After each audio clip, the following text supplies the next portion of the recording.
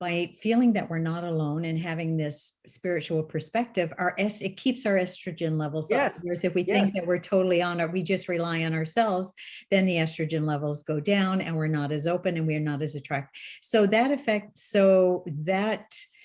being, connected to that level of spirituality works more for women than as a useful exercise for a man. It does in that sense. There's a part of spirituality which is the solitary aspect of quiet prayer. That's what works for men, is pulling away and going inside, silence. Okay, that part of spirituality. So you've got devotional songs, you've got giving love, you've got praising God. That's one part of it. That's our feminine side of it, and I love that. I mean, uh, praising God is, I love when people do that. It's so much fun. It's just focusing on the divine, but also in the quietness of meditation and keeping the mind focused and forgetting everything. Oh, it's just, that's a detachment. So you see, the detachment is like a desert, and the attachment is the juice of life. It's the ice cream. Another way of saying it's great sex. I mean, you squeeze, you hug, you squeeze, you're mine, I'm yours, you're my wife, I'm your husband, we're one. This is the attachment. And so the balance of life is have attachment and detachment at the same time. And so men, in order to replenish their sense of masculinity, they have to attach and then detach. Ultimately, at the highest level, women have to learn as well how to attach and attach somewhere else, and detach and attach somewhere else. So your husband is delicious, you attach to him, and now you have, when he pulls away, that's so that you can detach and attach somewhere else, and attach somewhere else, and attach somewhere else. Attachment is the way for women, but they have to be able to let go and move. So in a sense, being in present time, we all talk about being in present time. Being in present time is being totally attached and then letting this go, and attach and letting this go, and attach. And you're drinking up life. Okay, that's passion, is you're totally in the moment and you're letting go as the moment changes. So we all have our sort of journey on how to do that. For women, the way I see it is they can shift. They have to learn to shift from depending on him for the joy and pleasure he brings her, to depending on nurturing, to depending on dancing, singing, loving. All these types of relationships are highly significant for women, not as significant for men. And you'll see this. Generally, a man will have one or two best friends. That's it. That Bonnie used to say, "Why do you just have two best friends?" One, I don't see that often even. I say, I say, I don't need more. I'm very efficient. And, a guy can be best friends and not see their best friend for 20 years and they're still best friends. My daughters with their best friends, you haven't called me. I don't know if you're my best friend anymore. It's like women are much more relationship oriented, and that's the estrogen side of all of us. So when a man hears me and says, well, I'm very relationship oriented, he's got a good, strong female side. But is he needy? Is he demanding? Does he get angry? Is he able to maintain commitment and connection? Is he sexually attracted to his partner and not others? Mm-hmm. Now, as a young man, I could have sex with others. I can't even think about having sex with others. Just that the energy doesn't even go there. It's so freeing for a man. When these young men will say, oh, I don't know if I want to lose my freedom.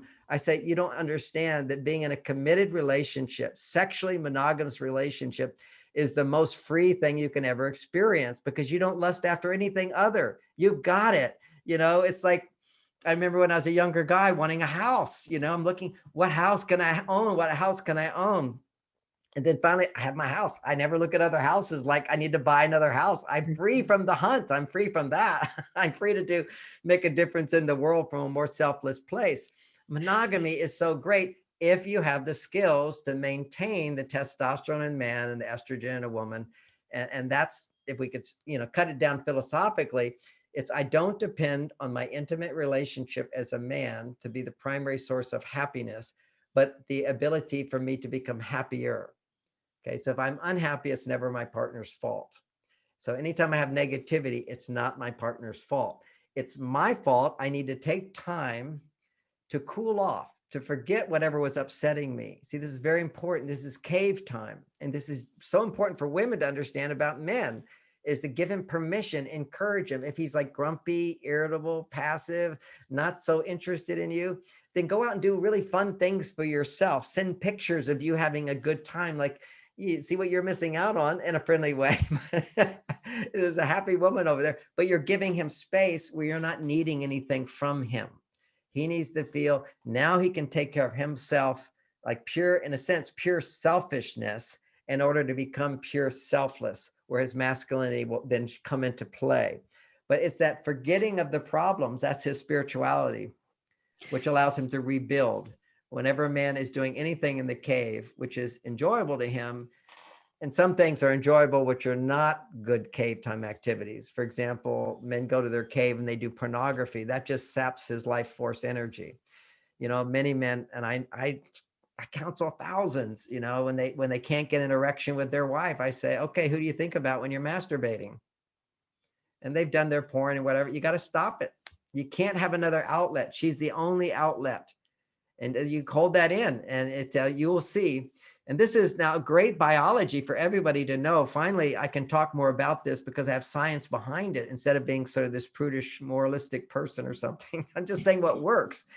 Biologically, if a man has sex with his wife and then he ejaculates on Saturday night for 6 days, if he doesn't ejaculate, that means no masturbation.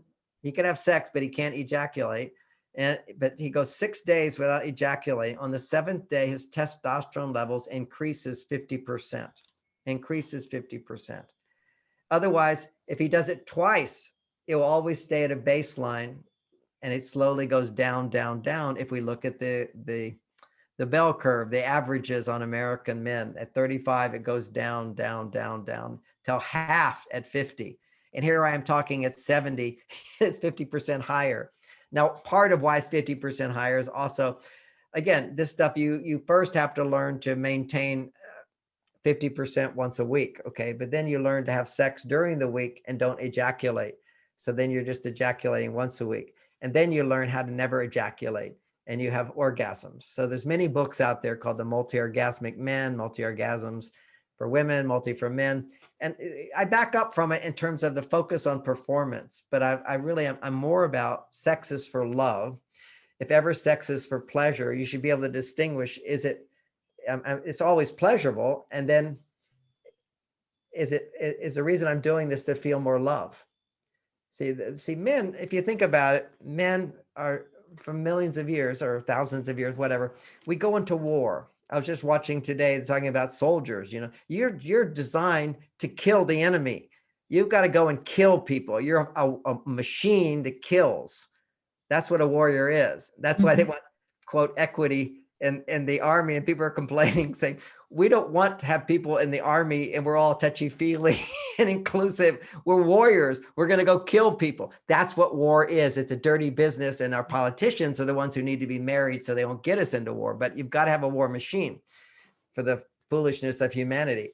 Yes. But at that time, men have to close their hearts. You see, it's like we need women to open us up, and it's a woman's trust in us. It's a woman's appreciation of us. It's a woman's acceptance of us. That's of what we do for her.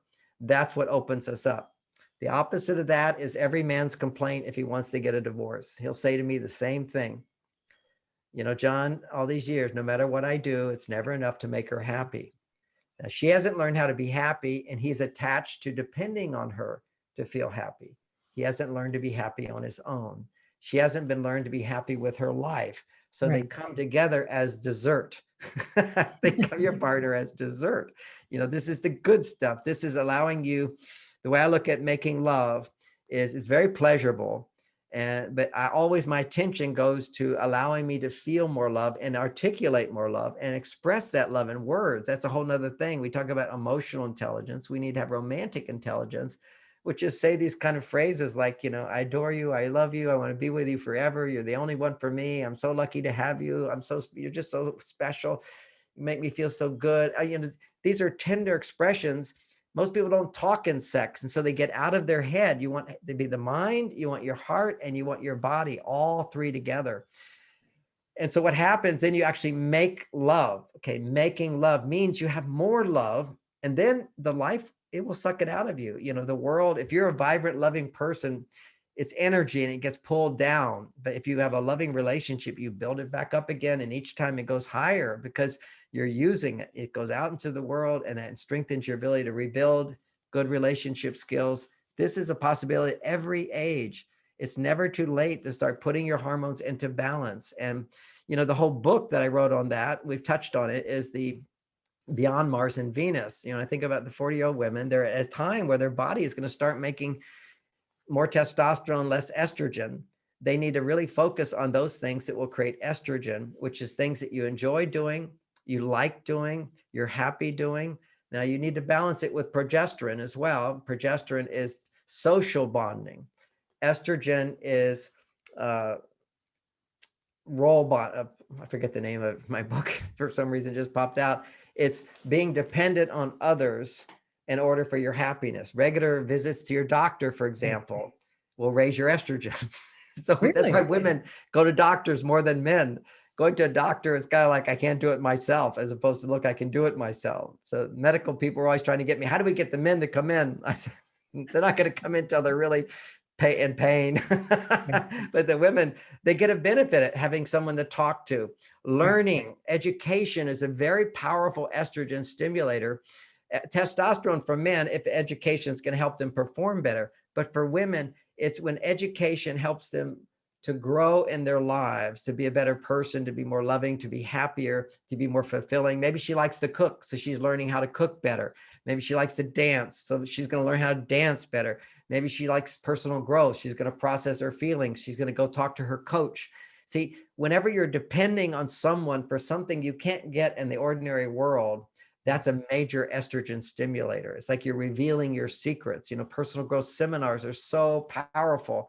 You know, if I could say one, well, it'd be two things. One is my years as a monk in meditation, but it was two in the 80s, all of the personal growth seminars that I did. And I know that you also teach Jack Canfield's personal growth seminars, one of the best in the world, second to mine, of course. But it'd be sitting with another person in a safe context, revealing things about yourself, learning things about yourself that you didn't know about you, and sharing parts of you that you never would share with the world, but you feel like you want to do it. You feel so good to do.